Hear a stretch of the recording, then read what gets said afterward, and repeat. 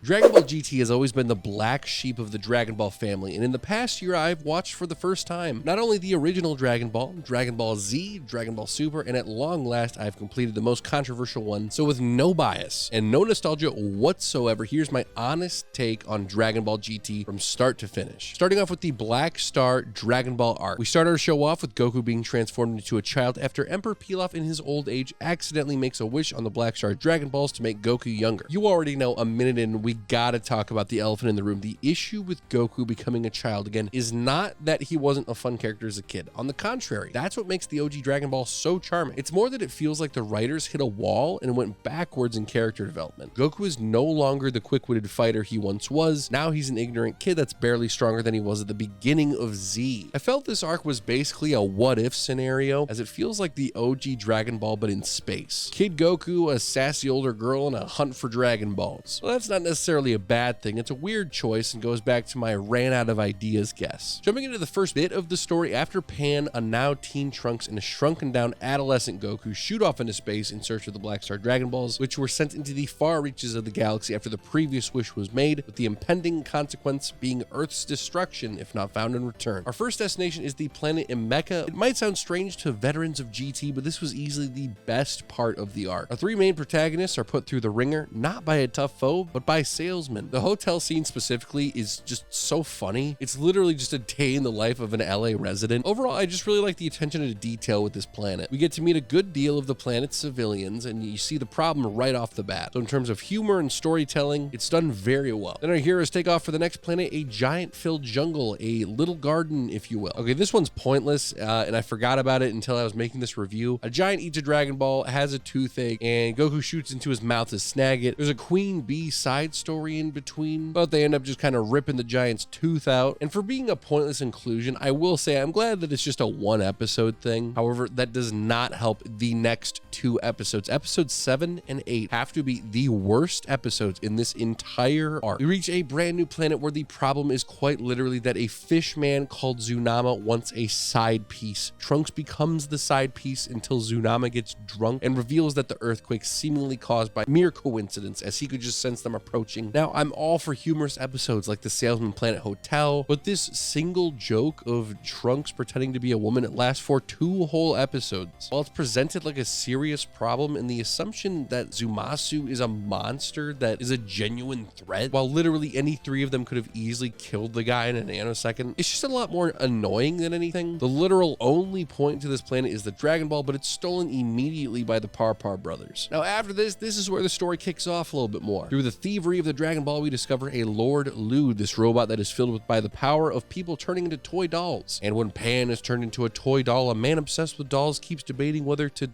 take her clothes off. After the pedo himself is turned into a doll, we get another cool but frustrating fight. It's cool because the action slaps, same people as DBZ, so of course the action is going to be top tier. It's just frustrating because since Goku is so weak as a kid now, the fight that should have ended in 10 seconds now lasts 2 episodes. I know I'm beating a dead horse here, but it would just be different if Goku maybe had some frustration with his limited power now. Not only does Goku insist on staying as a child, but it doesn't seem to bug him at all. I think that's one of the show's greatest flaws. It's just character development. Any development aside from a few characters we'll get to feels just stagnant or backwards entirely. The main downside to Goku being small is his power decrease, but it never once affects him. The charm of his confidence is still there, but it's just hard to get over such a glaring issue. Like, he's clearly much weaker than he was against Majin Buu. For example, later on in the series, he becomes a Super Saiyan 3, but this form only lasts about a minute because he's a kid. But this is literally the only instance where he maybe regrets his transformation. Back to the story, after defeating Lord Lude, we are taken to T20. Then we're introduced to our second arc villain, Baby himself.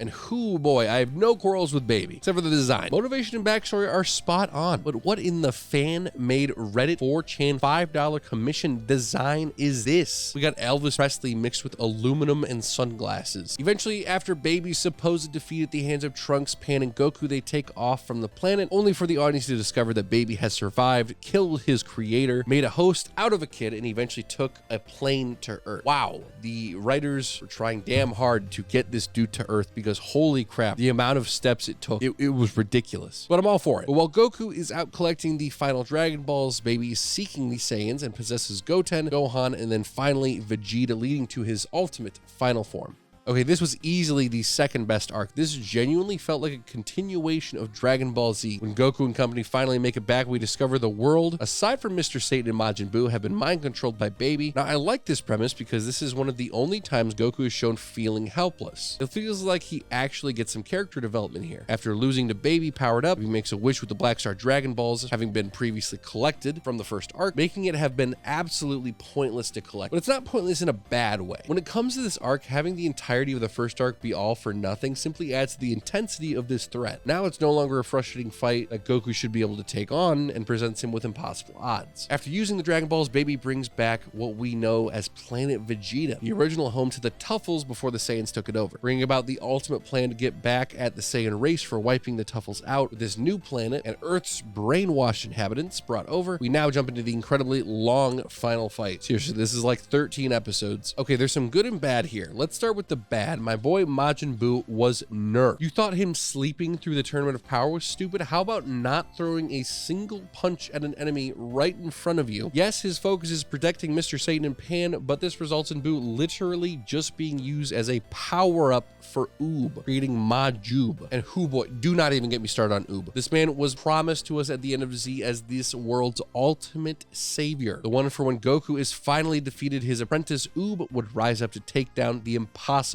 odds. So even as the powered up Majub, he turns himself into a piece of candy. And then he gets spit out, and that's all he does for the whole series. Aside from a cameo in the final arc, like, what an absolute waste. So in between the Baby fight, we have the incredible Super Saiyan 4 Goku versus the great Golden Ape Baby, powered up by a really bitchy Bulma. Damn, but Bulma was almost more of a villain than Baby. Okay, I'm crapping on it a bit, but this fight is worth watching the entirety of the arc. The sheer intensity of when they both get knocked out at the same time, Goku being on his last strain of power as Baby isn't even close, and finishing it off with a beautiful dessert of Goku powered up with all of his family's power is so damn cool. Finally, peace is brought back to Earth for approximately 5 minutes. The Earth blows up with Piccolo on it, which is actually a really sad moment. I swear, the people who made GT have a hate boner for Piccolo. Like, Piccolo shows up for 2 seconds in the Baby arc, is defeated, and then doesn't show up again until he is killed along with the Dragon Balls on Earth. Which then, yes, leads us into the worst arc in all of Dragon Ball, not just GT. We have the Super 17 arc. Long last, we have Dr. Mu and Dr. Gero do an epic team up in hell with the perfect plan of ridding the world of Goku. We're going to create a second Android 17 because the first one was missing some parts. We're going to open the bridge between Earth and Hell, then both 17s are going to combine to create the ultimate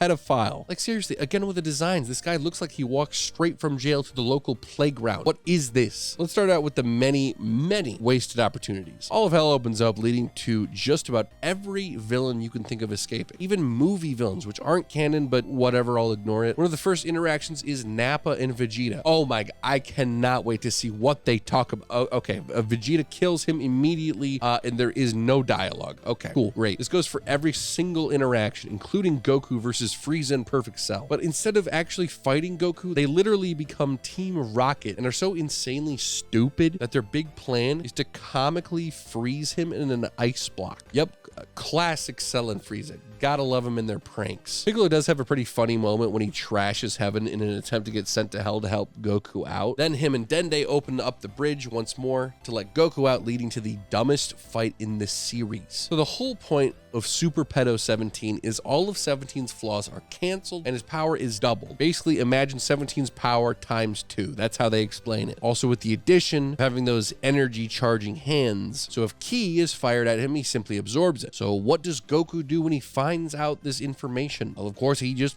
keeps shooting Ki. In fact, I would say he shot more Ki in this scene than any other scene in Dragon Ball history. This man becomes an on-rail shooter. Now, I'm going to go ahead and give you a second. How do you think, what is the final blow that kills Super 17? Is it A, more Ki, or B, anything but Ki? Well, congratulations, you were correct. It was anything but Ki. After 17 is defeated, we arrive in the final arc, the Shadow Dragon arc.